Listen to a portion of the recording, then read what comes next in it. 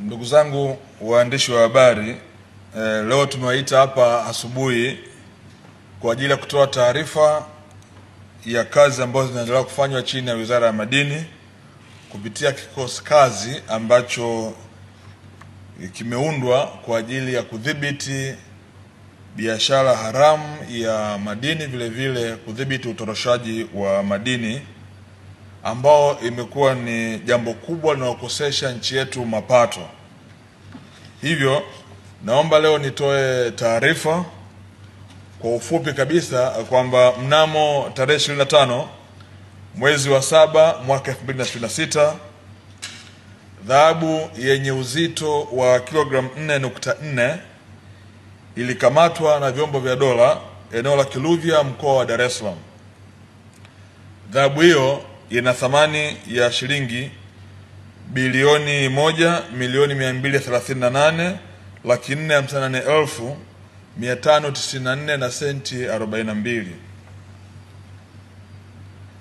Wakati wa utoroshaji wa dhahabu hii, maana yake haikupita katika mfumo rasmi, na hivyo serikali ilikuwa inakwenda kupoteza mapato ya takribani shilingi milioni 108,365,127. Dhahabu hii imekamatwa, imetaifishwa na hivi sasa ipo chini ya Benki Kuu ya Tanzania kama ambavyo sheria inaelekeza.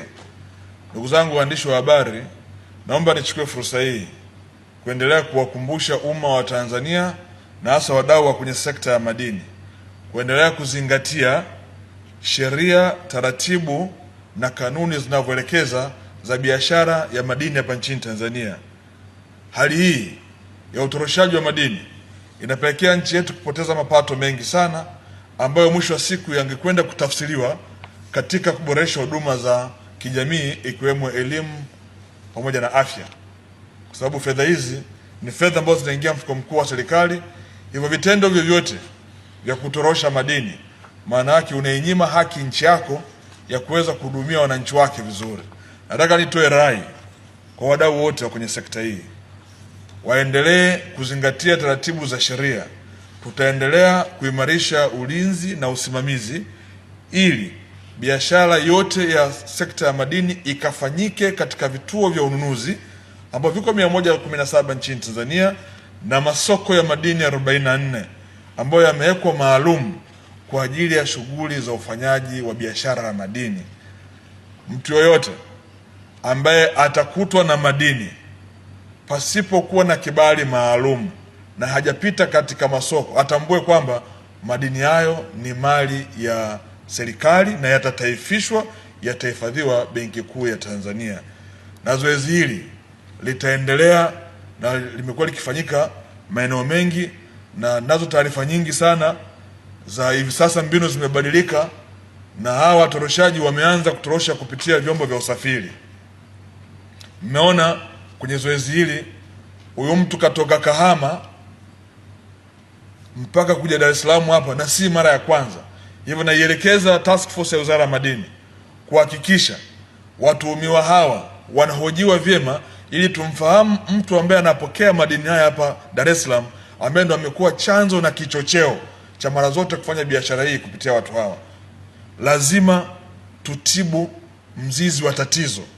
Kuwakamata hawa ambao tumewakamata sio suluhisho, lakini walikuwa wanapeleka wapi ndo jambo muhimu sana.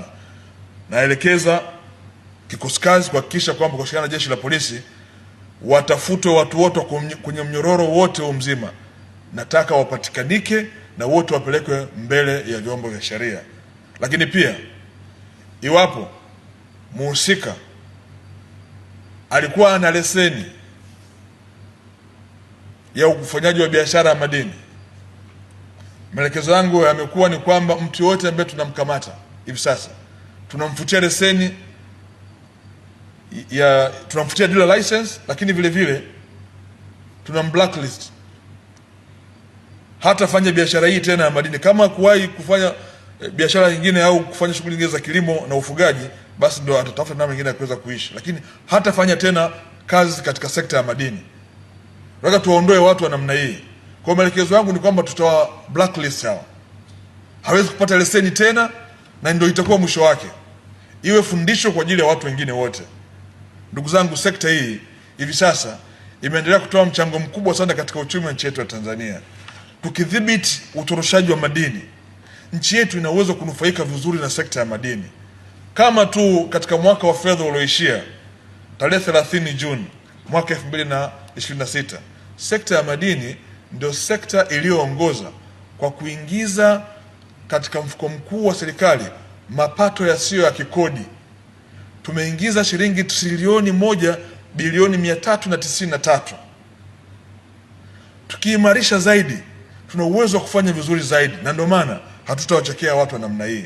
Kwa ndugu zangu, niliona niyaseme haya asubuhi ya leo, na kwamba bahati nzuri mzigo wenyewe nao hapa, na nitawaonyesha waandishi, sije ukasema dhahabu yenyewe iliyokamatwa ya kilo 4 ipo humu.